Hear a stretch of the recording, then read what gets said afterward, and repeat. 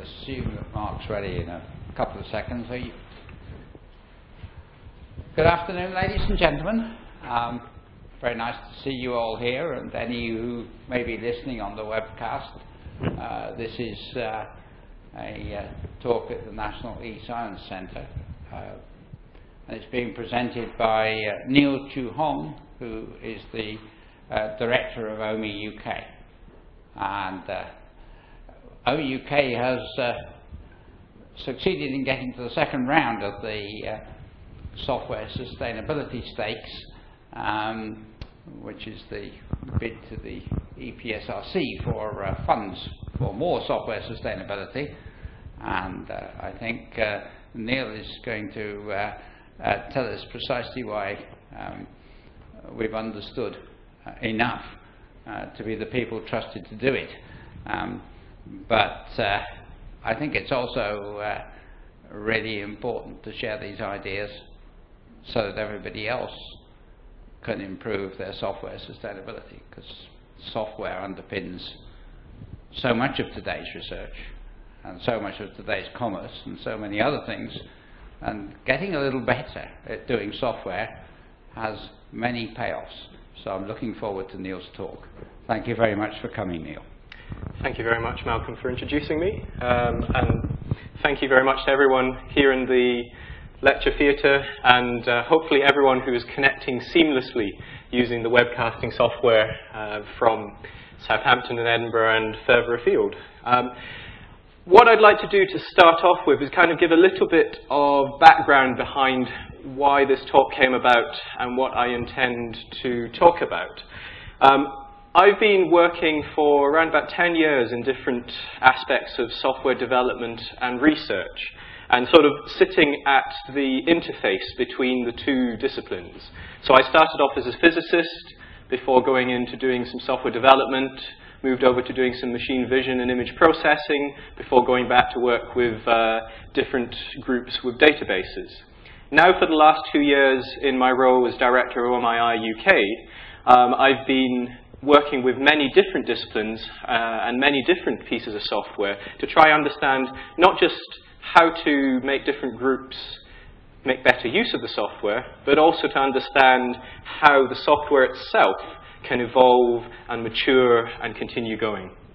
So what I'd like to do is take you on a little ride with the help of some Greco-Roman mythology and the occasional naked man thrown in there for good measure, and just kind of explore some of the myths that have been built up around software sustainability. What does it mean? How do we achieve it? And also give you some examples of the successes and also the failures that I've seen, and other things from pieces of software across the world.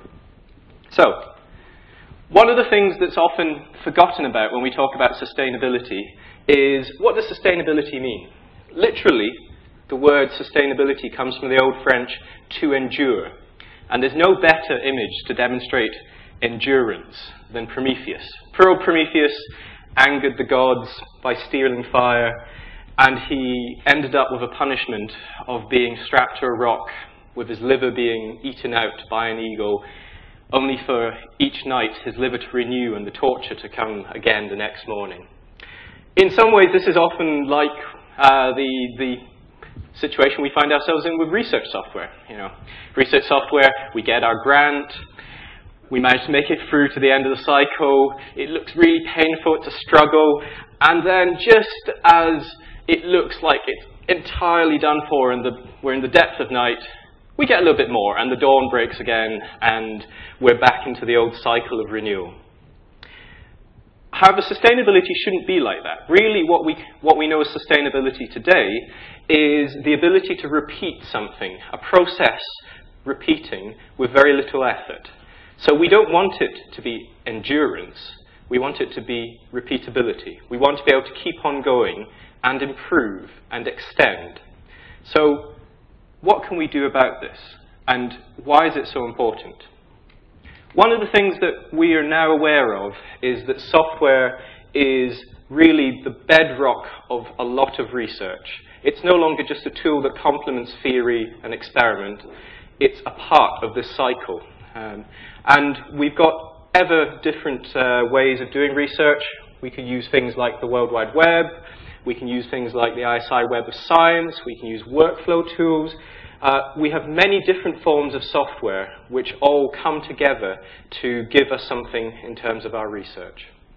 And obviously, one of the issues we have is in choosing the tools that we will base our research on, we need to be able to understand whether we can trust them, whether or not they'll still be around in 2 or 3 years' time, whether or not they will listen to our demands. So one of the most important things, really, in terms of software sustainability is understanding whether you can trust a piece of software. It's often said that with software, it's not about how good it is right now, it's about how good you think it will be in the future. If it can be a bit better every time, you can understand that the software is continually improving, and if it meets your needs a little bit more each time, then you've got reassurance that it's still with you. You feel ownership of the software. So the problem there is that there are lots of different theories about how to achieve this. How do you manage to make sure that software is sustainable, is meeting everyone's needs? How do we make sure that software addresses the requirements not just of the users, but also of the people who are having to maintain it? How do we play this off so that we're getting a reduction in effort as we go on, and an increase in the stability and functionality of software, and not just this repeating cycle of endurance?